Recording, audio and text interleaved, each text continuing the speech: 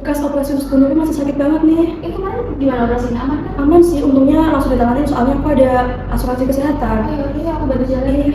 Amin paman.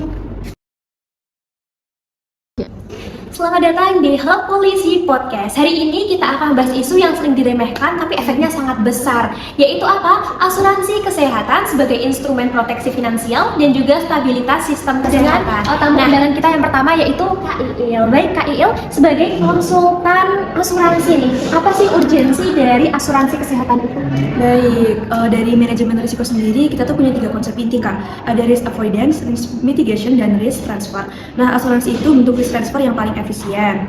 Lalu contohnya di Indonesia sendiri itu dari data Kemenkes dan BPJS tahun 2022 menunjukkan bahwa pengobatan penyakit katastrofik seperti gagal ginjal, kanker, dan jantung itu mencapai 25,1 triliun rupiah per tahunnya. Tanpa asuransi, individu tuh harus menanggung biaya yang bisa melewati 10-50 juta per episode rawat inap. Nah, asuransi itu membuat biaya itu tuh dibagi bersama sehingga risiko finansial individu tuh tidak menghancurkan satu keluarga gitu. Oh baik, jadi bisa kita lihat bahwasanya emang asuransi ini instrumen yang risk transfer gitu ya Kak ya. Jadi melindungi kita dari biaya kesehatan yang terlalu tinggi ataupun yang secara mendadak gitu ya Kak. Baik. Oke, kita lanjut ke pembicara yang kedua yaitu baik Dokter Ria. Kita sekarang bersama Dokter Ria. Dokter, kita mau tanya nih, bagaimana dampak asuransi kesehatan ini bagi pasien yang dokter tangani terutama di vaskes primer itu sendiri? Nah, jadi dalam layanan primer itu kami melihat pasien dengan jaminan kesehatan itu punya health checking behavior yang jauh lebih baik.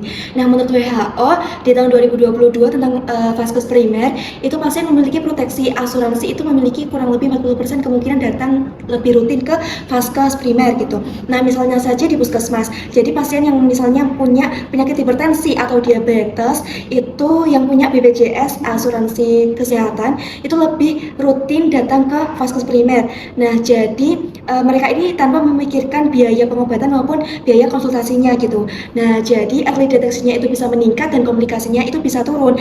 Ini jelas lebih efektif ya daripada rawat inap gitu. Oh, baik, jadi kita bisa lihat asuransi ini meningkatkan disiplin kontrol, kemudian deteksi dini dan juga mencegah komplikasi itu sendiri. Baik, selanjutnya kita ke pembicara ketiga yaitu sekarang bersama Kak Esa. Kak Esa, kita mau tanya terkait dari sisi akademisi ya Kak ya. Itu perspektif kebijakan, posisi asuransi bagi sistem kesehatan nasional itu seperti apa? Baik, asuransi itu backbone dari universal health coverage yang mana tanpa mekanisme pembiayaan berbasis polling, negara akan menghadapi fiscal pressure yang tidak sustainable. Dari data WHO 2023 menunjukkan bahwa negara dengan cakupan asuransi di atas 80% memiliki life expectancy meningkat rata-rata 6 tahun dibanding negara tanpa proteksi kesehatan universal. Dengan sistem seperti BPJS Kesehatan, risiko biaya besar disebar sehingga sistem tetap stabil meskipun jumlah kasus penyakit katastrofik meningkat. Dalam istilah ekonomi kesehatan, asuransi menciptakan risk equalization, cross subsidi, dan financial hardship protection.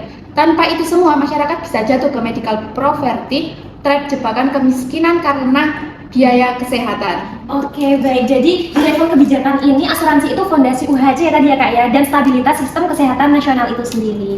Baik, jadi kita bisa simpulkan bahwasanya proteksi kesehatan ini bukan sekedar pilihan, tapi strategi manajemen risiko yang cerdas.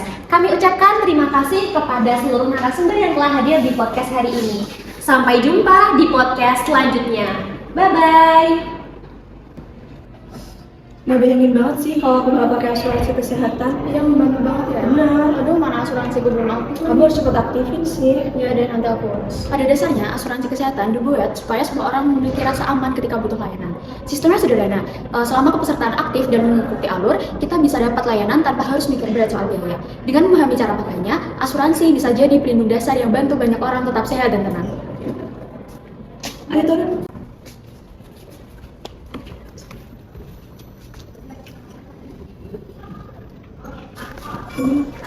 Asuransi negeri seperti BPJS Kesehatan dan BPJS Ketenagakerjaan sebenarnya wajib sesuai UU Nomor 40 Tahun 2004 tentang SJSN dan UU Nomor 24 Tahun 2011 tentang BPJS.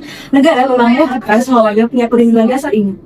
Iya, karena lewat asuransi, negeri kita sudah punya jaminan utama untuk resiko kesehatan dan sosial. Kalaupun ingin perlindungan tambahan, ada pilihan asuransi swasta dan supaya sukarela. Yang penting, kita sadar bahwa jaminan itu bukan soal aturan saja, tapi soal kesiapan menghadapi resiko. Jadi, yuk pastikan perlindungan diri kita benar-benar